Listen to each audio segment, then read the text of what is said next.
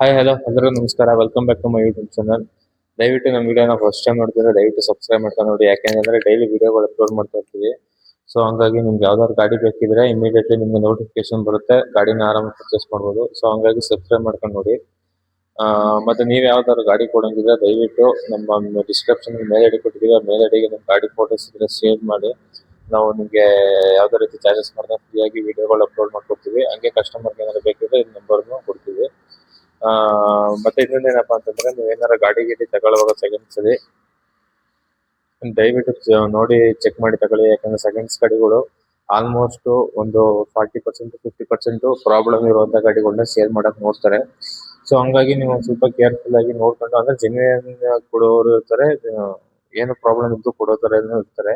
So ಹಂಗಾಗಿ ನೋಡ್ಕೊಂಡು check ಮಾಡ್ಕೊಂಡು ತಗೊಳ್ಳಿ. ಯಾಕಂತಂದ್ರೆ 3 ಲಕ್ಷ 4 ಲಕ್ಷ 5 ಲಕ್ಷ 10 ಲಕ್ಷ ಅಂತ ತಗೊಳ್ತೀರಾ.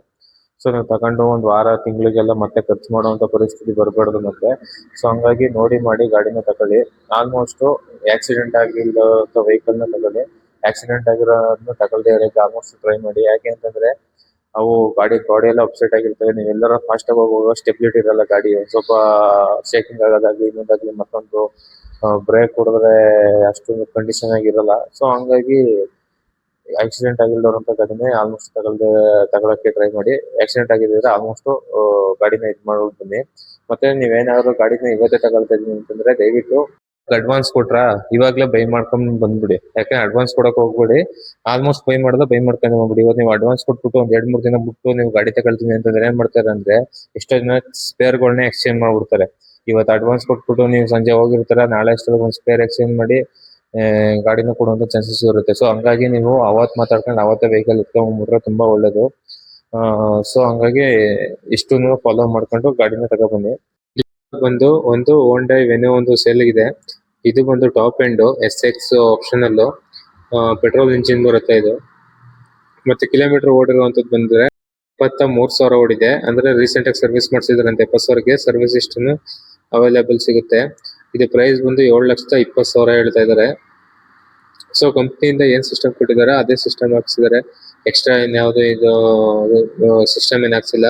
ಮಾಮೂಲಿ ರಿವರ್ಸ್ ಕ್ಯಾಮ್ರಾ, ಮಾಮೂಲಿ LED ಲ್ಯಾಂಪ್ ಸಿಗುತ್ತೆ. ಇದ್ರಲ್ಲಿ ಯಾವುದೇ ರೀತಿ ಫಾಗ್ ಲ್ಯಾಂಪ್ ಆಗ್ಲಿ ಏನು ಬರಲ್ಲ. ಮತ್ತೆ ಇನ್ನೊಂದೇನಪ್ಪಾ ಅಂತಂದ್ರೆ ಕಂಪ್ನಿಯಿಂದ ಏನ್ ಕೊಟ್ಟಿದ್ದಾರೆ ಮ್ಯಾಗ್ವಿಲ್, ಅದೇ ಮ್ಯಾಗ್ವಿಲ್ ಇದೆ. ಟೈರ್ ಬಂದು 60% ಇದೆಯಂತೆ. ಸ್ಪೇರ್ ವೀಲ್ ಬಂದು 90% ಇದೆಯಂತೆ. ಫ್ರಂಟ್ ಡಿಸ್ಕ್ ಬ್ರೇಕ್ ಬರುತ್ತೆ. ಮತ್ತೆ ಇದ್ರಲ್ಲಿ ಬಂದು ಬ್ಯಾಕ್ ಸೈಡ್ ಡ್ರಮ್ ಬ್ರೇಕ್ ಬರುತ್ತೆ. ಮತ್ತೆ ಇದಕ್ಕೆ ಎಕ್ಸ್ಟ್ರಾ ಅಂದ್ರೆ ಸನ್ರೂಫ್ ಬರುತ್ತೆ. ಮತ್ತೆ ಯಾವುದೇ ರೀತಿಯ ಎಲೆಕ್ಟ್ರಾನಿಕ್ ಅಡ್ಜಸ್ಟಬಲ್ ಸೀಟ್ಸ್ ಗಳು ಇರಲ್ಲ. ನಾರ್ಮಲ್ ಸೀಟ್ಸ್ ಏನಿದೆ ಮ್ಯಾನ್ಯುವಲ್ ಅಡ್ಜಸ್ಟಬಲ್, ಅದೇ ಅಡ್ಜಸ್ಟಬಲ್ ಸೀಟ್ ಇದೆ. ಮತ್ತೆ ಕಂಪ್ನಿಯಿಂದ ಏನ್ ಕೊಟ್ಟಿದ್ದಾರೆ ಸೀಟ್ ಕವರ್, ಅದೇ ಸೀಟ್ ಕವರ್ ಹಾಕಿರುವಂತದ್ದು. ಇದು ಮಾಡ್ಲು ಬಂದು 2019. ಪ್ರೈಸ್ ಬಂದು 7,20,000. ನೆಗೋಷಿಯಬಲ್ ಅಂತ ಆಗೇ ಆಗುತ್ತೆ. ಅಂತಂದ್ರೆ ಓನರ್ ಬಂದು ಇದು ಸೆಕೆಂಡ್ ಓನರ್ ಆಗಿರೋದ್ರಿಂದ ಒಂದ್ ಸ್ವಲ್ಪ ನೆಗೋಷಿಯಬಲ್ ಮಾಡ್ಬೋದು.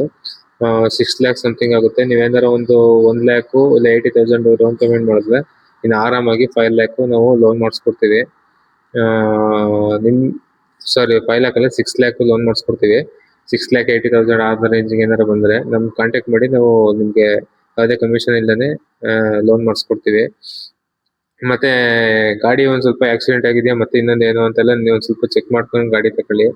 ಏನೇನ್ ಚೆಕ್ ಮಾಡ್ಬೇಕಪ್ಪ ಅಂತಂದ್ರೆ ವಾನೆಟ್ ಓಪನ್ ಮಾಡ್ಕೊಂಡು ಇಂಜಿನ್ ಸ್ಟಾರ್ಟ್ ಮಾಡ್ಕೊಳ್ಳಿ. ಇಂಜಿನ್ ಸ್ಟಾರ್ಟ್ ಮಾಡ್ಕೊಂಡು ಗಾಡಿನ ಒಂದ್ ಸ್ವಲ್ಪ ರೈಸ್ ಮಾಡಿ ಆಯಿಲ್ ಫಿಲ್ ಮಾಡುವಂತ ಕ್ಯಾಪ್ ಓಪನ್ ಮಾಡಿ ನೋಡಿ ಅಲ್ಲಿ ಆಯಿಲ್ ಸ್ಪೆಡ್ ಆಗ್ತಿದೆ ಅಂತ ನೋಡಿ.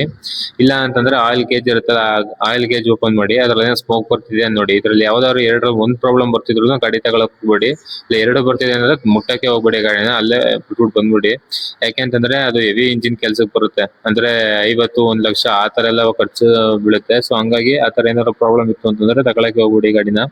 ಇನ್ನು ನೆಕ್ಸ್ಟ್ ಬಂದು ಫ್ರಂಟ್ ಎಲ್ಲ ಗಾಡಿ ಚೆಕ್ ಮಾಡಿ, ಸಣ್ಣ ಪುಟ್ಟ ಆಕ್ಸಿಡೆಂಟ್ ಆಗಿದೆ ಅನ್ನೋದು. ಯಾಕೆಂದ್ರೆ ಮೇನ್ ಬಂಪರ್ ಹೋಲ್ಡರ್ ಚೆಕ್ ಮಾಡಿ. ಬಂಪರ್ ಹೋಲ್ಡರ್ ಅಲ್ಲೇ ಬಂಪರ್ ಕೂತಿದ್ಯಾ ಅಂತ. ಯಾಕಂದ್ರೆ ಸ್ಕ್ರೂಗಳು ಹಾಕ್ಬಿಟ್ಟು ಬಂಪರ್ ನೇರದಲ್ಲೇ ಟಿಂಕರಿಂಗ್ ಮಾಡಿ ನಿಲ್ಸ್ಬಿಡ್ತಾರೆ.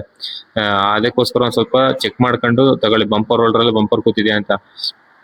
ಇಲ್ಲ ಬಂಪರ್ ಹೋಲ್ಡರ್ ಅಲ್ಲಿ ಕೂತಿದ್ರು ಸ್ವಲ್ಪ ನೀಟಾಗಿ ಅಲ್ಲೂ ಚೆಕ್ ಮಾಡ್ಕೊಳ್ಳಿ. ಆಕ್ಸಿಡೆಂಟ್ ಆಗಿರೋ ರಿಪ್ಲೇಸ್ಮೆಂಟ್ ಮಾಡಿರ್ತಾರೆ. ಸೊ ಹಂಗಾಗಿ ಬಂಪರ್ ಒಂದ್ ಸ್ವಲ್ಪ ಚೆಕ್ ಮಾಡ್ಕೊಂಡ್ರೆ ಗೊತ್ತಾಗುತ್ತೆ ಆಕ್ಸಿಡೆಂಟ್ ಆಗಿದೆಯೋ ಏನು ಅಂತ.